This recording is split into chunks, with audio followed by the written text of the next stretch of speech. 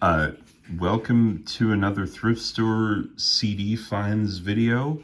Yeah, this is my, I don't know how many attempts I've made at making this video. Hopefully this is the last one. Hopefully you are seeing this on YouTube because I've had to do a number of format changes.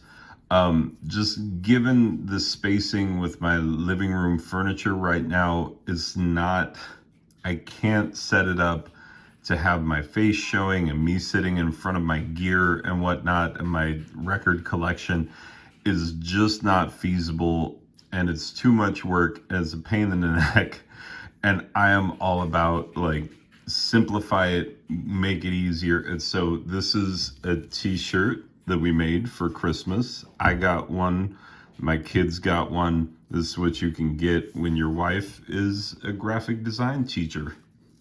I made the logo. She helped me cut it out in vinyl and put it on a shirt. Anyway, let's talk CDs. Enough dilly-dally. Let's show what we got. So, Gomez, How We Operate. This is a really good, like, indie, folkish sort of an album. See the World. Great song. Highly recommended. Anyway, Gomez is good stuff. Now this one, back in the day, I used to be very much of a gatekeeper for punk. Like anything that teenagers that their moms were dropping off at the Warped Tour, like the little 12-year-olds with purple mohawks that were like, bye soccer mom, I'm gonna have fun at a punk show. Anyway, I was not about it. So it took me a while to make my peace with bands like Fall Out Boy, but now I have this one, and it's in really good shape, like for a paper cover. Also, just know that with a little heat, you can get those ridiculous Goodwill stickers off without damaging the cardboard. Hit it with a blow dryer until it starts to change color a little bit, because that's when the glue is going back up into the sticker and you can peel it right off. Anyway, the next one I'm very excited about. Try not to get too much glare. Robin Hitchcock and the Egyptians, Perspex Island. Love me some Robin Hitchcock.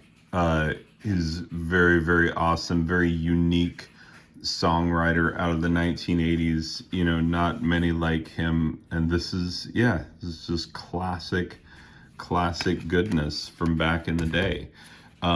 This is what indie used to be. Anyway, Depeche Mode, singles 86 to 98. I love Depeche Mode. When I first started getting serious about music, this is what all of my friends were listening to, literally all of them. Everybody was all about synth pop in my life. And yeah, so this is the double disc, and it's, really good shape. Yeah, I love it when you can find things and people have taken care. Anyway, Crowded House, Together Alone. Crowded House is very much like the church, where it's just, people don't realize what a long run of high quality songwriting this band has. All Crowded House albums are good. I don't know of a single not good Crowded House album. They've been making albums forever, and they're just excellent songwriters, and this is a really good one. Anyway, I may or may not already own this, but sometimes you just see an album and you're like, Beach Boys. Yeah, their 20 greatest hits. Why not? I love the Beach Boys. Who doesn't? We have all entered into that particular agreement in our life. This next one's complete speculative purchase. I don't know anything about it, but like, I was intrigued because Digipack, in really good shape. Obviously someone purchased this. This is a local band from somewhere. Walter Clevenger and the Dairy Kings, Full Tilt Swing. It's in really, really good shape. And, you know, little heat, that sticker came right off. You can't even tell where it used to be. I know where it used to be. This one, there are a lot of things in this pile where I had to make my peace. This is where I was like, nope, no more with Dave Matthews Band. When Busted Stuff came out, I was like, I think we're done. I think we're good. And I have seen Dave Matthews Band in concert. They're great. Like, it's a great show. It's really fun. And I love a lot of jam rock, and people are always, you know, putting Dave Matthews Band down. Oh, it's still got that, like, oh, don't you hate it? I need to get some heat on this. It's going to leave residue. It's still got Goo Gone. Oh, why?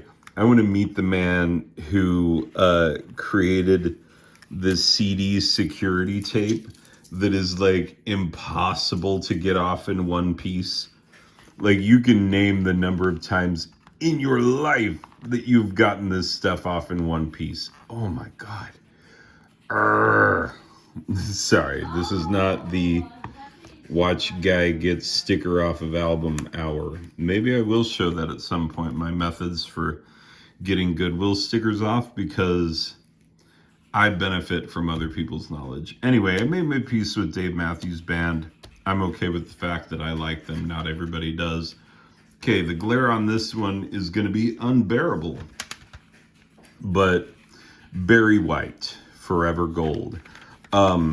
This is not one of his most highly rated compilations, but is Barry White, and I love Barry White so much. Like, he's just so great, because Barry White is master of, well, first of all, music to make love to. That's just what that is. And second of all, he is the master of the talk down. You know, in a song where it'll be like, you know, the rest of the band is like, shoo-doop, shoo-be-doo. And he'll be like, girl, all the times you done treated me wrong, or whatever, you know. But Barry White, legitimately, and I'm not even joking, starts a song, one of his hits starts with a talk down. I think it's, what am I gonna do without your love? Something like that. Anyway, but it starts out like, girl, all the times we had love and made love and shared love. Oh my God, Barry White, you're so cool. Indigo Girls. In my last video, I mentioned that I pick up all the Indigo Girls albums that I can find, because basically, you know, it's a weird thing to say, but very much like how Jane Goodall spent a lot of time among the chimpanzees and eventually they accepted her as one of their own. That's me and the lesbian community. Well, just the local ones. It's non-transferable. It's not like Jane Goodall can go to any group of apes and they'll be like, ah, yes, you are clearly one of us.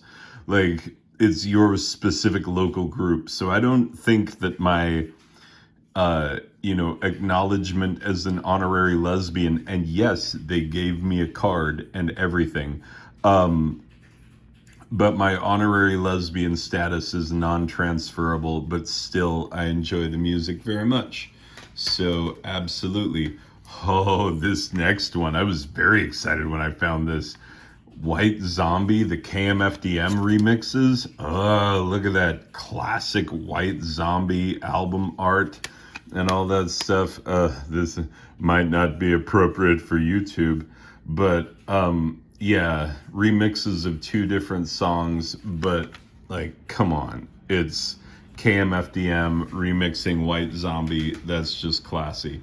And just so you know how varied my musical tastes are, bam, Broadway musicals. Oh God, with this stupid sticker.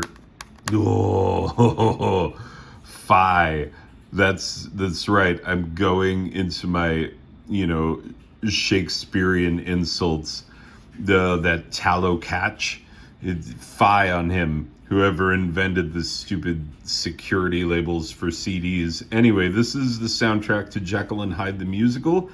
If you know this, then you know that this is kind of a crap musical and that there's only one good song on the entire soundtrack, which is This Is the Moment. But it's an absolute tear the roof off the place, amazing Broadway show tune. So that's why I bought this for 99 cents. In, really solidly good shape. What's funny is I noticed that depending on the genre, that will affect how well someone took care of their disc. Like classical CDs and jazz CDs tend to be immaculate. Country CDs tend to be thrashed. So up your game, country music listeners, so I don't have to assume that you're terrible at taking care of your CDs. Anyway, Jekyll and Hyde, yeah, This Is the Moment. It's a really good song.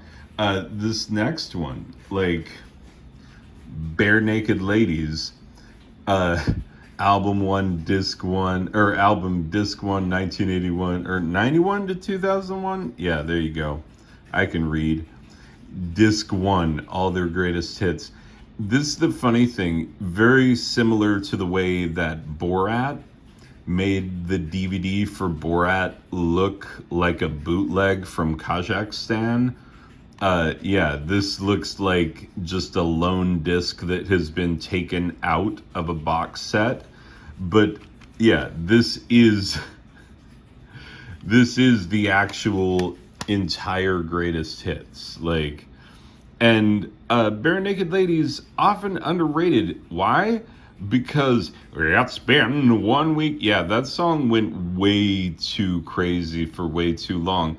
But they have a lot of really, really good songs. Brian Wilson, excellent song. Be My Yoko Ono. Oh, you notice I'm just pointing out songs on Gordon because Gordon could be their greatest hits album because that album is excellent. But yeah, Bare Naked Ladies, greatest hits, absolutely. Once again, proving the depths of my musical taste and how far-reaching they are. Molly Hatchet. Yeah, 15 Southern rock anthems. That's right. I love the cover art on Molly Hatchet albums. And yes, I do own multiple Molly Hatchet records on vinyl.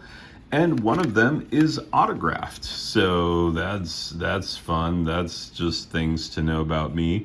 But yeah, I do enjoy me some Molly Hatchet. Some Southern fried rock is good stuff. Oh boy, this is a very varied pile of CDs. Okay. This album was big 2001-ish? What's it say? What's it say on here? Come on, give me a date. 2001-ish? Come on. Where's the date? Yeah, 2001. Called it. Anyway, so my early college years, this made a big hit. I was deep into my punk phase, and Chris Carrabba, the lead singer of this band, he started out as the lead singer of Further Seems Forever, which is a really, really great emo band. Now, when I say emo, I'm not talking about whatever you probably thought of, because a lot of modern emo is god-awful. But what emo started out as, first of all, it starts with Weezer's Pinkerton and other, important albums of the genre early on. Go listen to Captain Jazz. Go listen to Get Up Kids, early Get Up Kids stuff, especially Something to Write Home About. Go listen to Stay What You Are by Saves the Day. This is a fantastic album, and you'll see that there was some legs on emo early on as a genre. People doing interesting things, unlike what they do now, which is just take a pop punk song, scream it, make the lyrics really sad and mopey and just scream the lyrics and basically dress like your fan base, which is tweenage girls. So yeah, it's 20 something boys dressed like teenage girls screaming pop punk lyrics. It's pathetic. But when it started out, it was actually cool. And Further Seems Forever, their first album, The Moon Is Down, is excellent. You should definitely check that out if you want to see what I'm talking about. But anyway, Chris Carrabba, lead singer of that band, left and started his own thing, which was Dashboard Confessional. He released 2 EPs, Swiss Army Romance and Summer Love or something like that. Anyway, regardless, released 2 EPs, and then he released this. And we were like, oh my God, it's like emo, but it's like just acoustic guitar and him singing. Yes, it is. And it's really good. Really, really good. But here's the stupid thing. After Chris Carrabba left Further Seems Forever, they went out and found a singer who sounds just like him. Yeah, like just. And then they recorded a new album with him. And I met him, and he's a decently solid guy. I met the band while they were on tour. Decently solid bunch of guys. But I was very confused as to why, like, I guess, like, go out and find a lead singer who sounds like your lead singer. But it was a little creepy how similar he sounded to Chris Carrabba. Anyway, Chris Carrabba went through the moon with this one because we were like, we haven't heard anything like that. And then Chris Carrabba got a band for the next album, the one after this. And they sounded like Further Seems Forever. And Further Seems Forever sounded like Further Seems Forever with Chris Carrabba. And then they got rid of that lead singer and got a third guy who not only sounded exactly like Chris Carrabba, but looked suspiciously like him. And at that point, I was like, what are you people doing? Like, what are you doing? If he had stayed true to this the whole time, I would have been fine with it. But yeah, they went mucking with the formula, and it's nutso bananas. Anyway, this is still a classic album from an era for certain people. I talked way too much about that. Now, this is very much cult classic stuff. Queensryche. Like, if you, I still have a little bit of label on that. How and why? But if you are of a certain age and of a certain metal type tendency, Queensryche. Yeah, absolutely. This is just fantastic. Oh, the booklet got, I didn't see that. They put it in all backwardsy, and it, I have to tend to that later. Anyway, but amazing, incredible, over-the-top metal that is also anthemic and very often concept-based. So, yeah. This one, Slaughter, Stick It To You. Like, just from an era when this was, and this is the club version. You can always tell. Oh, and I love it when they're like analog, digital. That means this is the best possible recording of what is sure to be not that great of an. I still love metal like this. A lot of people think it's clownish and stupid. And Slaughter was, they seemed like a cut above a lot of the other guys. They look a little more serious. They're not like, I hate to say it, but bands like Motley Crue and Poison, they basically were like, by the end, they were parodying the genre that they created. Anyway, club version can't be helped sometimes, but, I like my old school metal. This next one, oh my God, Ella and Basie, Count Basie, Ella Fitzgerald, 2 jazz luminaries. Count Basie had his band, and they were incredible. Did so many great things. I love the recordings that Count Basie did with Joe Williams. But yeah, look at this. Arrangements by Quincy Jones, but it's still on Verve. So that's how you know that this is late in Ella Fitzgerald's life. You know that this is in 1984. This is when this, oh, geez. Oh, no. Oh, no. Oh, God. Be gentle with the CDs, especially when they're ones that you really, really like. But yeah, Ella Fitzgerald, I remember when and where I was the first time I heard her voice. I was in a Fry's Electronics on a listening post, and I almost cried how beautiful her voice was. I'd never heard anything like her. Before or since, she remains my absolute number one favorite female vocalist of all time. No one can touch her. No one. Anyway, love me some Ella Fitzgerald.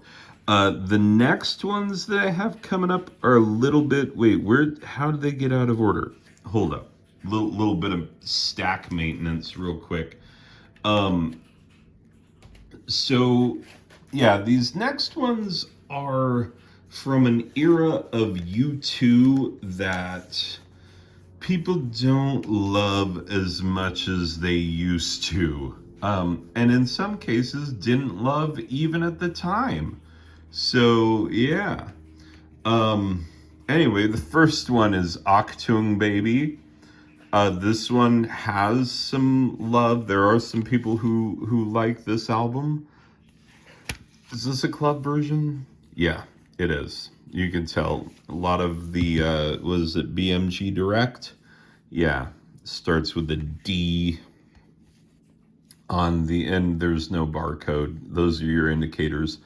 But yeah, this one, even better than The Real Thing, did okay as a single. One did okay as a single, but like it felt like a lot of people weren't as bullish on the album as a whole. And yeah, I really like it. That's just me personally. The next one was definitely a dividing line for a lot of people. And I'm seeing that I still don't have all the adhesive off. Come on. Thought I'd clean these all up. To my shame, this is covered in stickers. Well, not stickers so much as the adhesive residue. And that got most of it. Zooropa. This is an album that a lot of people hate because of songs like Babyface, Numb, and Lemon, 3 in a row. Songs that are bitterly divisive for a lot of U2 fans. I happen to love this album. It reminds me of very specific times and places early on in my musical discovery. And yeah, I do have a certain amount of nostalgia for this album, but I understand why other people don't. Now, the ultimate in divisive U2 albums is this Mamma Jamma right here, Pop. I remember listening to this in the dressing room in high school when I was in theater. And here's the thing about this one is that, yeah, this went full pop and moved like toward synthesizers and stuff that they started using on Zooropa. This went even further down that particular rabbit hole, and a lot of people were turned off by it. They're like, oh, you guys are getting away from the sound that made you great in the first place. Anyway, here's a fun little tidbit. My wife, her friends got to do security for this show when they came to Arizona. And so she went to this show for free. And not only did she get to go for free, but she got into backstage areas and stuff for free. Now, guess who was opening on the Pop tour?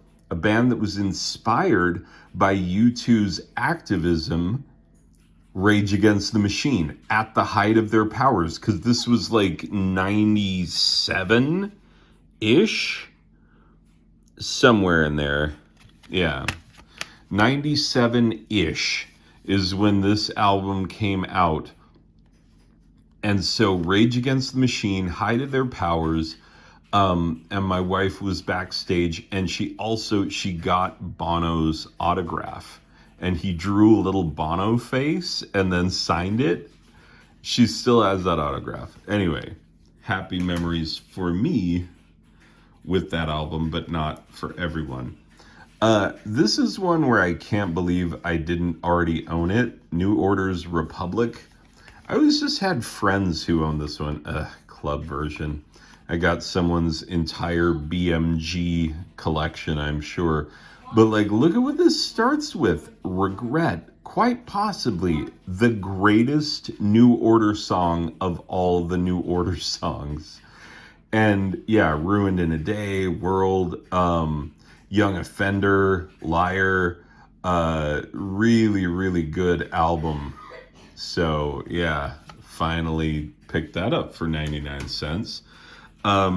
Yeah, I think I may have mentioned in a previous video that like I had to make my peace with the band Garbage, where I don't know why I didn't like them. Well, no, I do know why I didn't like them. It's because a song of theirs was on the NHL 2002, somewhere between 2002 and 2005, the EA Sports, it's in the game. You know, the EA Sports NHL 2000 and whatever, early 2000s. Garbage had a song in there, and it would play every time you went to the menu, and I freaking hated it. I was like, please stop. Anyway, so I had a really negative view of this band for a while, but like they're legitimately awesome, and Shirley Manson is like amazing and incredible. And of course, like Butch Vig, I mean, he's produced so many of my favorite albums, and this is his like passion project. Of course I have to like this. And as if that were not enough, boom, more Garbage, you know, because you gotta have it. This is, yes, this is the one with Androgyny. Go watch that video and see how far ahead of its time it is. It's chilling and amazing still to this day, especially if you are LGBTQ. Go watch Androgyny by Garbage. Amazing, beautiful music video. Anyway, this next one is a single. This is Killer's Read My Mind from Sam's Town. I don't know this particular song as well as a lot as a lot of the Killers output, but look at this. Boom, Pet Shop Boys remix to start off the thing. Very excited about that. Have not listened to it yet, but I love Pet Shop Boys. So, looking forward to that. Fiona Apple. Because, yeah, Win the Dawn. Because Fiona Apple. Because she's an incredible songwriter, and because she's great. Wait, this starts with a D. Is this? Yep, manufactured for BMG Direct. I definitely got someone's entire BMG, their 10 CDs for $1 or whatever it was back in the day. Oh, this one got all milky from the, hold up. Before I show this off, I'm gonna try and, yeah, some things you'll get some reactions to the Goo Gone and stuff. I'm gonna have to recase this Mamma Jamma. It is milky and gross. It did not look like this after I first cleaned it off, but I'm gonna try and make it presentable now. Another Indigo Girls album. I believe this is self-titled. Yeah, Indigo Girls, self-titled. Absolutely great. Gotta love you some Indigo Girls. Classic stuff. So, Now this one also comes with a story. Mighty Mighty Boss Tones, Ska Core, The Devil and More. I was big into ska punk back in the day, and Boss Tones are right up that particular alley. Oh, look at those guys. So cool. Um, anyway, my girlfriend, we were in Orange County in uh, a record store that specialized in punk and in ska, and like uh they had stuff like this, and she wouldn't let me buy this album because it had the devil in it. This is the same girlfriend who really didn't like me to watch David Letterman at night. She was very religious, and so I disappointed her constantly by watching David Letterman and enjoying ska punk. Neil Diamond. I unapologetically love this man and all of his music, all of it. Everything he's ever done, everything he will do, I love it. And it doesn't matter what it is. I know what you're thinking. Like, oh, what about the Jonathan Livingston Seagull soundtrack? Yeah, Dear Father, of course, love it. The Jazz Singer soundtrack. What do you think I was raised on? Like, this is my childhood, and I already own all of these songs, but I just love Neil Diamond too much to not pick this up. Anyway, Todd Rundgren. I own multiple Todd Rundgren albums on vinyl, and I don't own any Todd Rundgren CDs. And this is a Rhino compilation. You cannot do wrong with a good Rhino compilation. They've been doing fantastic things since forever. And yeah, Rhino is a pretty solid seal of quality on most things. I mean, sure, they've got to have made missteps somewhere. There've got to be things in the Rhino catalog that I particularly won't like. But come on, like most of it, that's how I learned about Mission of Burma, is that first, a friend introduced me to Elvis Costello. I purchased the Rhino double disc Elvis Costello Greatest Hits compilation. I listened to it religiously. It came with a little mini catalog. Does this have a mini? No, it would be too lucky to have the little mini Rhino catalog. If I ever find one of those, I would be very excited, because they used to come inside the CD and you could see what Rhino was also selling. And yeah, that's how I bought Mission of Burma without ever hearing it, because of the way it was described in the Rhino catalog. So like, I'm very much beholden to Rhino greatest hits compilations and things. Try and buy Rhino stuff whenever I see it. The next one represents a me making peace. I told you that I used to have a big punk phase, and that I also was that guy who was like the gatekeeper, who was like, this is not real punk and stuff. And so I started doing that when I was later in my college years, and I was much more into indie. I started doing that with indie. It doesn't really work. You can't, like, punk cred is real. Indie cred is like whatever. Anyway, so I decided that certain people within the indie community were faking it and were not sincere, which is why to this day I still have beef. Oh, is this a Saddle Creek? Oh, come on now. With an order form and everything. Oh my God, let's see what they got. Yeah, Bright Eyes. Let's see. Let's look at this. Bright Eyes albums. Yep. Sun Ambulance. The Faint. Azure Ray. I really love Azure Ray. Cursive. Everybody else liked it. I can never get into it. Yeah, but I love Azure Ray though. Oh, Rilo Kiley. That takes me back. Anyway, good stuff. I love it when they're little, uh, in the library business, we call that errata. ERRATA. It means like random bits of nonsense, and you have to make little special pockets for it to go into and everything.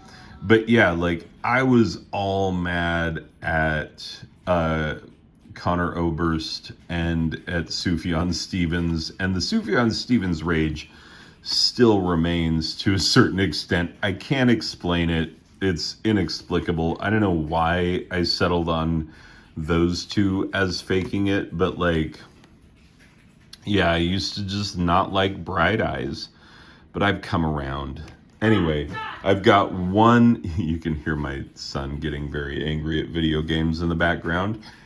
Got one left, and what a one it is. I can't believe this is one. I owned it on vinyl before I owned it on CD. Boom. Peter Murphy's Deep. Yeah, this is the one that you... Oh, it is the same person. Is this going to be a club edition? I don't know. It doesn't look like a club edition, but this is the one with Cuts You Up. If you have never heard Peter Murphy's Cuts You Up, first of all, get off your duff and get your life in order. And second of all, enjoy it. It's so good. My God, Peter Murphy from the classic Peter Murphy days. Yeah, might be one of my very favorite Peter Murphy things ever. I mean, obviously Bauhaus, but like solo-wise, I think this is the best Peter Murphy to be had. And yeah, if you literally never heard Cuts You Up, go listen to it. It's really good. Anyway, so that's going to do it for this time for the pickups. I will tell you in the future, because a lot of these were sitting around for a while just waiting for me to take the stickers off and whatnot.